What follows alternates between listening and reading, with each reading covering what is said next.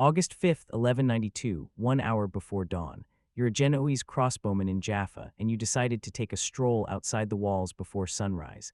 Bad decision. As your eyes adjust to the pre-dawn darkness, you see movement in the fields surrounding the city. Hundreds, no thousands of shapes. The glint of curved swords catching the first light, the sound of 20,000 horses breathing in the cool air, and you realize with absolute certainty that Saladin's entire army is surrounding Jaffa, hidden in the wheat fields, waiting for dawn to attack. You run, you scream. The alarm bells start ringing, and King Richard I of England, who arrived at this city only 4 days ago with 54 knights and about 2,000 men, wakes up to discover he's about to fight 20,000 cavalry with maybe 400 combat-ready knights, most of them without horses. This isn't a scene from a Hollywood epic. This was August 5th, 1192, the morning that Richard the Lionheart stopped Saladin's final offensive, with odds so absurd that even his own chroniclers struggled to explain how anyone survived. 400 knights against forces estimated between 20,000 and potentially much higher when you count the infantry and support troops. The ratio was somewhere between 50 to 1 and 100 to 1, depending on which source you trust, and Richard won. Before diving into one of the most tactically brilliant defensive stands in medieval warfare, if you enjoy learning about battles where impossible odds meant nothing to commanders who refused to accept defeat, consider hitting that like button and subscribing for more content like this. What you're about to hear isn't just a story about a battle. It's a masterclass in defensive tactics, personal leadership, and the psychological warfare that happens when one side absolutely refuses to break no matter what the enemy throws at them. And Saladin threw everything. To understand why 400 knights were facing this nightmare scenario, you need to understand what the Third Crusade had become by August 1192. Richard had been in the Holy Land for nearly 2 years. He'd captured Acre after a brutal siege. He'd won the Battle of Arsuf in September 1191, where his disciplined march and perfectly timed cavalry charge had routed Saladin's forces. He'd advanced twice toward Jerusalem, coming within sight of the city both times, only to retreat because the tactical reality was unavoidable. Even if he captured Jerusalem, he couldn't hold it. His supply lines were too long. His army was exhausted. And news from England was getting worse by the day. Richard's brother John was making moves against his throne. King Philip Augustus of France had returned from the Crusade and was actively working to seize Richard's French territories. The Lionheart needed to go home. By July 1192, Richard had begun his withdrawal from the Holy Land, pulling back toward the coast to prepare for his return to Europe. Saladin saw an opening. After the disaster at Arsuf, after watching Richard's tactical genius repeatedly outmaneuver him, after months of inconclusive skirmishing and failed negotiations, Saladin finally had the Crusaders retreating, and the key to keeping them from ever coming back was simple: take Jaffa. The city was the Crusader supply hub, their naval base, their anchor point on the southern Palestinian coast. Without Jaffa, the Christian kingdom of Jerusalem couldn't survive. On July 27, 1192, Saladin's army appeared outside Jaffa's walls. The garrison, caught by surprise, fought desperately. For 3 days they held. On July 30th, Saladin's forces stormed the walls. The outer city fell. Hundreds of Crusaders were killed or captured. Only the citadel, the fortified tower in the center of town, remained in Christian hands. The survivors barricaded themselves inside and prepared to die. One defender managed to swim out to sea, hoping to find help. What he found was Richard's fleet, sailing south along the coast. Richard had been at Acre, 80 miles north, when word reached him that Jaffa was under siege. He immediately gathered every man he could find: knights, infantry, crossbowmen, Italian sailors, anyone willing to fight. The force numbered maybe 2,000 men total, including only 80 knights who had horses. 80, against an army that had just taken a fortified city. They sailed south for 3 days. On August 1st, Richard's ships approached Jaffa's harbor. The king could see Muslim banners flying from the walls. He assumed the city was lost. He was preparing to sail away when a man in the water started waving and shouting, the swimmer who'd escaped 3 days earlier. He told Richard the citadel still held, but barely. If Richard didn't act now, within hours every Christian in Jaffa would be dead or enslaved. Richard didn't hesitate. He ordered his ships to ram straight into the beach. The moment the keels hit sand, Richard jumped overboard. He was still wearing his deck shoes, not his armor. He splashed through the surf, wading onto the beach with a battle axe in hand, shouting for his knights to follow him. What happened next was pure chaos. Richard led 54 mounted knights, a few hundred infantry, and about 2,000 Italian crossbowmen in a charge directly into a city occupied by thousands of Saladin's troops. The Muslims, who'd been celebrating their victory and dividing up plunder, looked up to see Richard the Lionheart himself, the man they'd been fighting for 2 years, the warrior whose reputation terrified them, charging through the streets with an axe. They panicked. They thought it was the vanguard of a massive relief army. They ran. Saladin's troops poured out of Jaffa in complete disorder, streaming inland for 5 miles before their commanders could regroup them. The Christian prisoners who'd surrendered earlier, seeing their captors fleeing, grabbed weapons and joined the fighting. By evening, Richard had retaken Jaffa. 54 knights had routed thousands because those thousands believed Richard never did anything small. If he was here, his whole army must be close behind. They were wrong. Richard's whole army was those 54 knights and 2,000 men. And when Saladin realized this 3 days later, he decided to finish what he'd started. I find it incredible that we're exploring these ancient stories together from different parts of the world, connected across time and space by our shared curiosity about the past.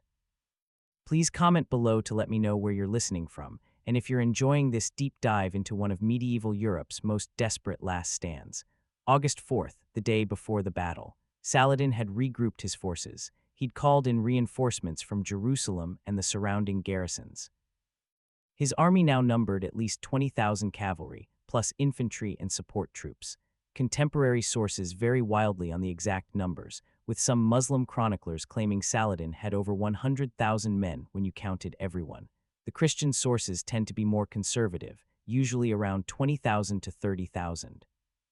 But even the conservative numbers meant Richard was facing odds of at least 50 to 1. Saladin's plan was simple and brutal. His cavalry would surround Jaffa, hiding in the fields overnight.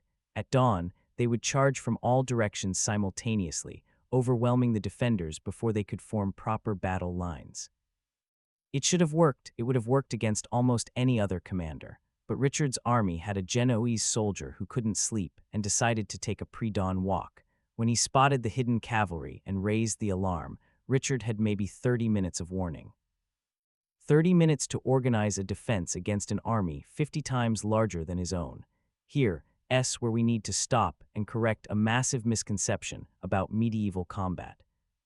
The popular image of knights fighting is all about cavalry charges, horses crashing into each other, lances and swords, and individual champions dueling for glory. That's tournament fighting. That's peacetime spectacle. Real medieval warfare, especially when you're outnumbered and can't retreat, is about brutal mathematical calculation. Richard did the math. He had maybe 400 knights capable of fighting, but only 10 to 15 horses that were battle-ready. The rest of his warhorses were either dead, exhausted, or still on the ships. He had about 2,000 infantry and crossbowmen, most of them Italian sailors who weren't professional soldiers. And he had about 30 minutes before 20,000 cavalry would hit his position from multiple directions. Cavalry beats infantry in open field combat. That's the fundamental rule of medieval warfare, except when the infantry refuses to move and has crossbows. Richard ordered his men to form a defensive hedge. Every knight, mounted or not, every infantryman, every crossbowman, would form a stationary line outside the walls of Jaffa. The infantry would kneel in rows, driving the butts of their spears into the ground, creating a wall of spear points angled toward the enemy. Behind them, crossbowmen would work in pairs, one shooting while the other reloaded. Richard kept his handful of mounted knights as a reserve in the rear, ready to countercharge if the line broke. And here's the brilliant part. Richard ordered his men to drive tent stakes into the ground in front of their position, sharp wooden stakes at knee height for horses, creating an obstacle that cavalry couldn't see until they were right on top of it. It was a defensive formation that depended entirely on discipline. If the line broke, if even one section panicked and ran, the cavalry would pour through the gap and slaughter everyone. The formation only worked if every man held position no matter what came at them. At dawn, Saladin attacked. Picture the scene if you're a crossbowman in that line. You're kneeling behind a wall of spears, and you can see 20,000 cavalry forming up 500 yards away, rank after rank of Turkish light cavalry, Egyptian heavy cavalry, Bedouin raiders. They're not making a single charge, they're making waves. The first wave hits, you shoot, they veer away, and before you can catch your breath, the second wave is coming. The sound is indescribable. 20,000 horses charging creates a ground vibration you feel in your bones before you hear it. The Saracen cavalry are screaming war cries. The knights around you are shouting prayers and orders, and when the first wave reaches your position, the horses refuse to charge into the spear wall. They swerve, they turn aside. But not before the riders are close enough that you can see their faces, close enough that arrows are raining down on your position, close enough that you know if your nerve breaks, you die. The Ayyubid cavalry charged repeatedly. The contemporary sources don't give exact numbers, but the Muslim chronicler Baha al-Din ibn Shaddad, who was with Saladin's army, describes wave after wave of attacks lasting for hours. Each time the Muslim horsemen would charge toward the Crusader line, loose their arrows, and then veer away when it became clear the line wasn't breaking. Each time, the crossbowmen would kill horses and riders. Each time, Saladin would regroup and send them in again. This brings us to one of the most brutal realities of medieval warfare that movies always get wrong. Horses are the vulnerable point. A warhorse costs years of training and months of a knight's income. Losing your horse in battle means your infantry. And crossbow bolts, which could punch through chainmail at 200 yards, would kill an unarmored horse instantly. The Crusader crossbowmen weren't aiming for the riders. They were aiming for the mounts, and Saladin's cavalry were losing horses faster than they could replace them. After several hours, Saladin's cavalry were exhausted and demoralized. They'd suffered heavy casualties, particularly among their horses. The sources say Saladin lost 1,500 horses at Jaffa, which meant 1,500 cavalry were now effectively useless in any follow-up engagement, and the Crusader line hadn't moved, hadn't bent, hadn't given an inch. Then Richard countercharged, with 10 to 15 mounted knights. Let that sink in.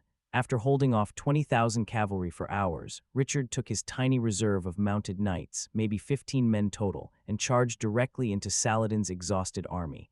It was mathematically insane. It was tactically brilliant. Because Saladin's cavalry, already demoralized and scattered, saw those knights coming and broke completely. They fled. Richard and 15 knights chased thousands of cavalry from the field. If you made it this far, you're a true history enthusiast. Please verify your subscription now. It really helps the channel keep these forgotten stories alive. What happens next proves that respect between enemies can be more powerful than hatred. While the main battle was happening, a group of Saladin's troops had found an undefended gate and entered Jaffa from the rear. The Genoese marines guarding that gate ran to their ships without fighting. The Muslims poured into the city, and for a moment it looked like Saladin might win after all. Richard personally rode into the breach, rallied every fighting man he could find, and drove the attackers back out. By evening, the battle was clearly over. Saladin's forces had been repulsed. The casualty figures tell the story. The Crusaders lost 2 dead. 2. Out of maybe 400 knights and 2,000 total men, only 2 were killed. Many were wounded, probably dozens, but only 2 died. Saladin's forces lost 700 dead and 1,500 horses. The disparity is so extreme that some historians question the numbers, suggesting the sources exaggerated. But even if you double or triple the Crusader casualties, the ratio remains absurd. Baha al-Din, the Muslim chronicler who witnessed the battle, wrote something that captures what made this victory so psychologically devastating for Saladin's forces. I have been assured that on that day, the King of England, lance in hand, rode along the whole length of our army from right to left. And not one of our soldiers left the ranks to attack him. The Sultan was wroth thereat and left the battlefield in anger. Read that again. Richard rode alone, taunting Saladin's entire army, daring anyone to face him in single combat. 20,000 men watched him. Nobody took the challenge, because Richard's reputation as a warrior was so fearsome that even victorious troops fresh from battle wouldn't engage him. This proves one thing that military history keeps demonstrating. Wars aren't just about numbers and tactics. They're about willpower. About making your enemy believe they can't win even when the math says they should. Richard's 400 knights held because they believed Richard couldn't lose. And Saladin's 20,000 cavalry broke because they'd just watched 400 men refuse to die despite impossible odds. The battle at Jaffa on August 5, 1192, was the last major combat of the Third Crusade. Both sides were completely exhausted. Richard fell seriously ill shortly after the battle, possibly from heat exhaustion and the accumulated stress of 2 years of constant warfare. Saladin's forces retreated to Jerusalem, and negotiations for a truce began immediately. On September 2, 1192, Richard and Saladin signed the Treaty of Jaffa. The terms were a compromise that neither side particularly liked, but both needed. Saladin kept Jerusalem. The Crusaders kept the coastal strip from Tyre to Jaffa. Christian pilgrims would be allowed to visit Jerusalem unarmed. The Kingdom of Jerusalem survived, reduced and humbled, but intact. Richard left the Holy Land in October 1192. He never returned. On his way home, he was shipwrecked, captured by the Duke of Austria, and held for ransom.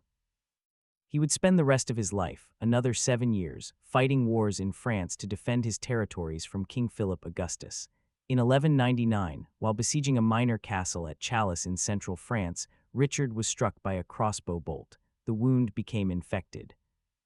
He died at age 41, one of the most celebrated warriors of the medieval age, killed by a lucky shot from a castle he didn't even need to take. Saladin didn't live much longer. He died in Damascus in March 1193, less than 6 months after Richard left the Holy Land. The great Muslim leader who had recaptured Jerusalem, who had united the fractious Islamic world for one last grand campaign against the Crusaders, died exhausted and broke. He'd spent his entire fortune on the war. His estate was so small that his sons had to borrow money to pay for his funeral. This is where the story of Jaffa becomes a cautionary tale about the cost of legendary victories. Richard won at Jaffa. He achieved a tactical masterpiece that military historians still study. He forced Saladin to negotiate from a position of weakness despite having 50 times more troops. But what did Richard actually gain? He didn't get Jerusalem. He bankrupted England with his crusade. He spent only 6 months of his 10-year reign actually in England, and he died broke and besieging a worthless castle because he'd spent his entire life chasing glory instead of governing. Saladin won the strategic victory at the Third Crusade. He kept Jerusalem. He maintained Muslim control over the holy sites, but the cost destroyed him. His empire fractured within years of his death. His sons fought each other for succession. The unity he'd built collapsed. And within a century, the Crusader kingdom he'd tried to eliminate still existed, clinging to the coast, outlasting both him and Richard. Before we close, check out this next video on the screen about what happened to the Crusader kingdom after Richard left. The story doesn't end with the Treaty of Jaffa. It gets worse, more complex, and reveals how Richard's legendary victory bought the Crusaders exactly 99 more years before everything fell apart at Acre in 1291. The Battle of Jaffa was fought on August 5, 1192. 400 knights held off forces estimated between 20,000 and potentially over 100,000, depending on which source you trust. The Crusaders lost 2 dead. Saladin lost 700 men and 1,500 horses. Richard personally led charges on foot and on horseback.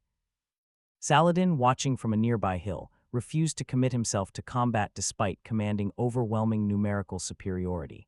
The 2 men, Richard and Saladin, never met face-to-face during the entire Third Crusade despite commanding opposite armies for 2 years.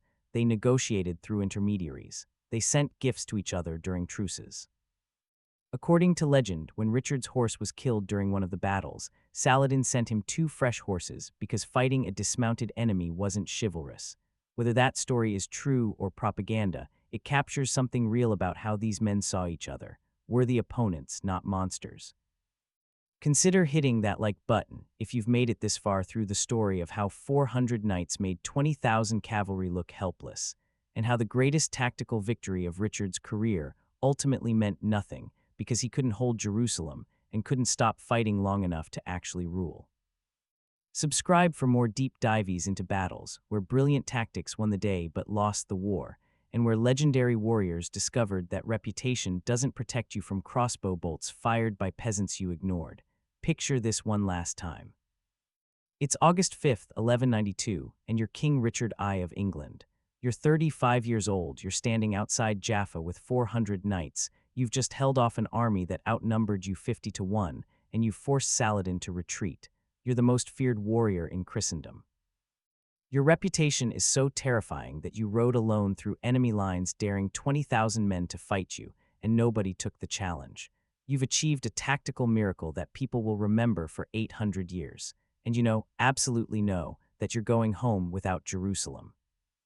That all of this, the battles, the victories, the legendary reputation, the tactical genius, bought you exactly nothing except a treaty that says Christians can visit the city but not control it. You won every battle and lost the war. You became a legend and failed your mission. That's the real lesson of Jaffa. Military genius and personal courage are spectacular. They make great stories. They inspire soldiers and poets and chroniclers. But they don't conquer cities you can't hold. They don't solve political problems that require patience instead of violence. And they don't protect you from dying in a ditch outside a worthless French castle because you spent your entire life looking for glory in the wrong places. Richard the Lionheart won at Jaffa with 400 knights against impossible odds. Saladin retreated with his massive army intact but his offensive broken. Both men died within 2 years, exhausted and broke, legendary warriors who discovered that wars are won by logistics and economics, not by courage and tactical brilliance. The Third Crusade ended with the Treaty of Jaffa. Neither side won. Both sides lost everything except their reputations. And 800 years later, we're still telling the story of the day 400 knights stopped 20,000 cavalry through sheer refusal to accept reality. If you think this battle was insane, wait until you see what happened to the Crusader kingdom after Richard left. The Treaty of Jaffa bought them 99 years. That's it. 99 years of slowly losing ground, slowly fragmenting, slowly realizing that Richard's legendary defense didn't save them. It just postponed the inevitable. That video drops next week. The final fall of Acre in 1291 makes Jaffa look like a victory. Because it was, and victories don't last.